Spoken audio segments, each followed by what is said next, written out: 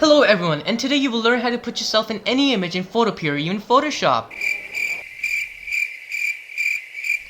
But you're never gonna get this lesson from anywhere. This is special, guys.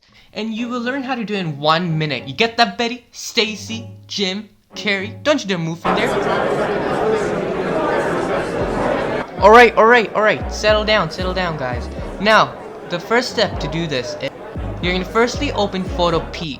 Wait, Photopea. Never mind. So you're gonna open Photopea.com from the Google, and now you're going to drag and drop an image. But before you do that, you need to choose an image. But remember, these images should be related to the content that you're creating. And now drag and drop that. Hey, Teach, why do you look so ugly? Ha ha ha. Alright, where was? Oh yeah. Now, you're gonna do is select the magic wand from the top left to holding down shift, you're going to left click on the mouse and alt left click to deselect what you accidentally selected. Now you're going to press delete, and now on the top left again on the third, now you're gonna select lasso select by doing also right click. If it's not on the option already, you're gonna draw this like structure and you're going to press delete and delete whatever you want and select that. Now after doing that, you're gonna place yourself on the image where you want to be.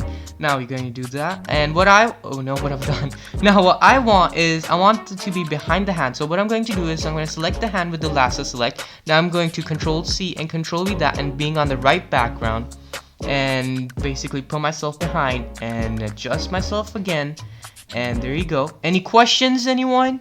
Alright, now I'm going to choose a Squid Game dress and take that from the Google and steal it and copy and paste that with the lasso select, by the way, and gonna warp that. And to warp it, you need to basically click those handles when you're on the transform settings.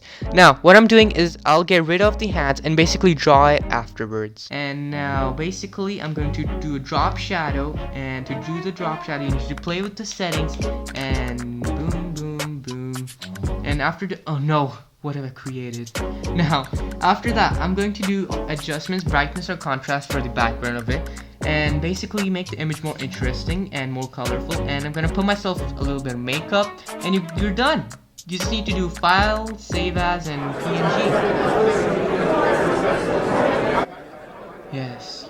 Yes, I know, we've done it, guys, we've done it. Now you, Betty, get your work done.